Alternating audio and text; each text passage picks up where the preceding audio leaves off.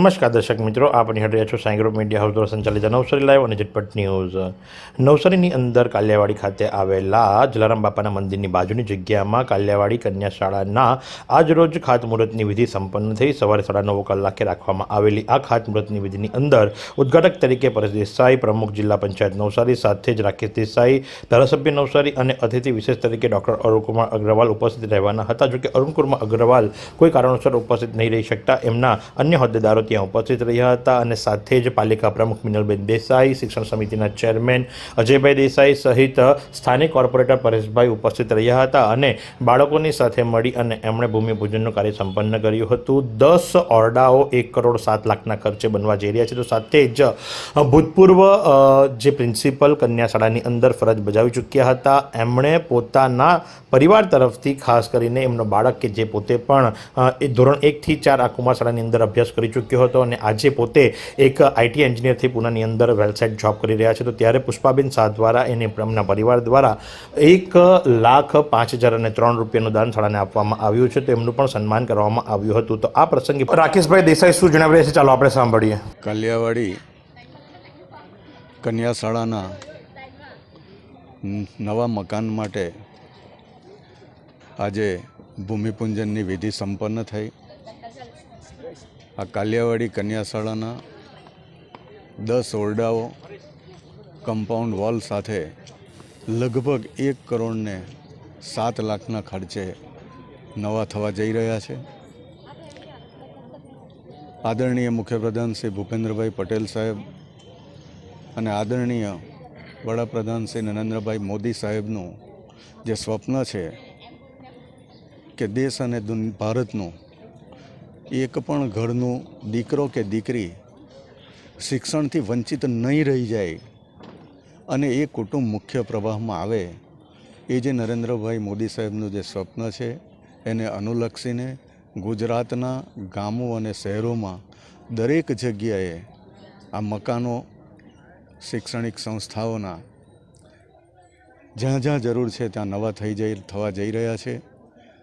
શિક્ષણના મકાનોના ઇન્ફ્રાસ્ટ્રક્ચર સુધરે, શિક્ષણની ગુણવત્તા સુધરે એને માટે સરકાર સતત પ્રયત્નશીલ છે। અસ્તુ ભારત માતા કી। તો સાથે જ અજયભાઈ દેસાઈ કે જે શિક્ષણ સમિતિના ચેરમેન છે, નગર પ્રાથમિક શિક્ષણ સમિતિના ચેરમેન તરીકેની ફરજ બજાવે છે, એમણે એક સૂચન આપ્યું હતું અને એમણે શું જણાવ્યું, ચાલો આપણે સાંભળીએ। આમ તો નવસારી નગરપાલિકાનો વિસ્તાર આ કાલિયાવાડીમાં આવી ગયો છે।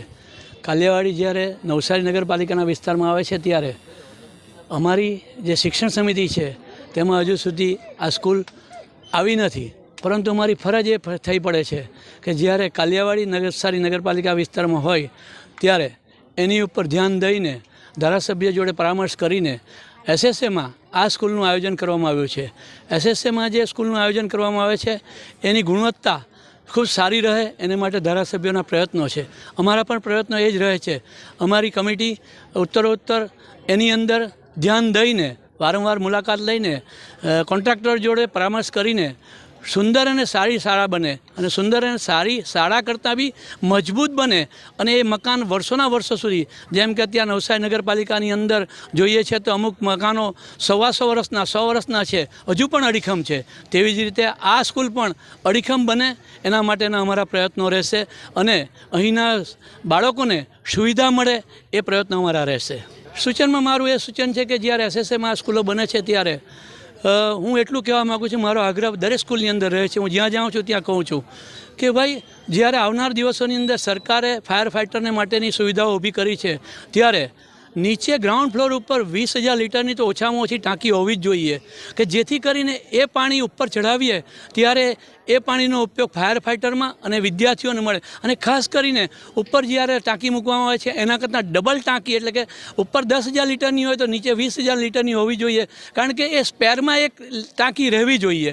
કદાચ પાણી ન આવે, કદાચ ઇલેક્ટ્રિસિટી ન હોય તો તે દિવસે એ પાણી કામ લાગે, એટલા માટે મારો આગ્રહ એક જ રહે છે કે પાણીની ટાંકી મોટામાં મોટી બનાવવામાં આવે અને એ મુજબ તમે જોઈ શકો છો નવસારી નગરપાલિકામાં નવી જે કન્યા શાળા 1 નંબર બની રહી છે ત્યાં આગળ નાની ટાંકીનું આયોજન હતું, પરંતુ ધન્યવાદ છે એ નગરપાલિકાની ટીમને કે મારા સૂચનથી એમણે એટલી મોટી ટાંકી બનાવી છે કે કદાચ કોઈ સ્કૂલમાં આવડી મોટી ટાંકી નહીં હશે. હું અહીંયા પણ આશા રાખું છું કે મોટી ટાંકી બને, ઓછામાં ઓછી 20,000 લીટરની ટાંકી બનવી જ જોઈએ. તો સાથે જ શાળાને 1,05,000 અને 3 રૂપિયાનું દાન આપનાર પુષ્પાબેનના પતિ શું જણાવી રહ્યા છે, ચાલો આપણે સાંભળીએ. અરવિંદભાઈ શાહ.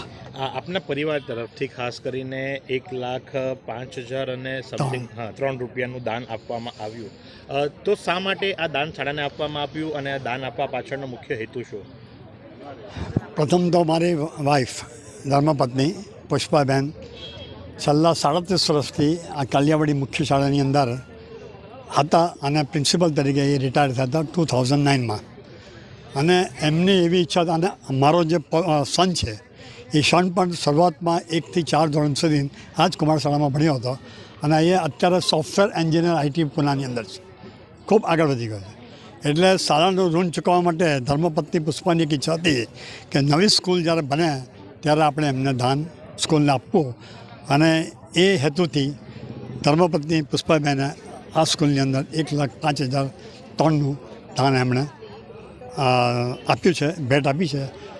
અને આનો સદુપયોગ વ્યવસ્થિત થાય એવી અમારી લાગણી છે. તો આ પ્રમાણે આજરોજ કન્યાશાળા કાલિયાવાડી ખાતે ખાતમુહૂર્તની વિધિ સંપન્ન થઈ અને 10 ઓરડા કમ્પાઉન્ડ વોલની સાથે ટૂંક સમયની અંદર ત્યાં નવું ભવન બનશે ને જેની અંદર બાળકો પહોંચી અને અભ્યાસ કરશે. તો આ જ પ્રમાણે આવા અવનવા સમાચારો માટે નિહાળતા રહો નવસારી લાઈવ અને ઝટપટ ન્યૂઝ.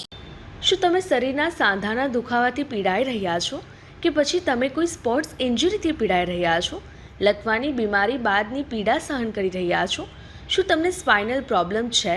તો આ તમામ દુખાવાને હવે બાય બાય કરી દો, કારણ કે માસ્ટર ડિગ્રી ધરાવતા ખૂબ જ અનુભવી ફિઝિયોથેરાપિસ્ટ ડૉક્ટર અમિત પટેલ પાસે તમે આ તમામ સમસ્યાઓનું સચોટ નિદાન કરાવી ફરીથી નોર્મલ જિંદગી જીવી શકો છો. તો સરનામું નોંધી લો.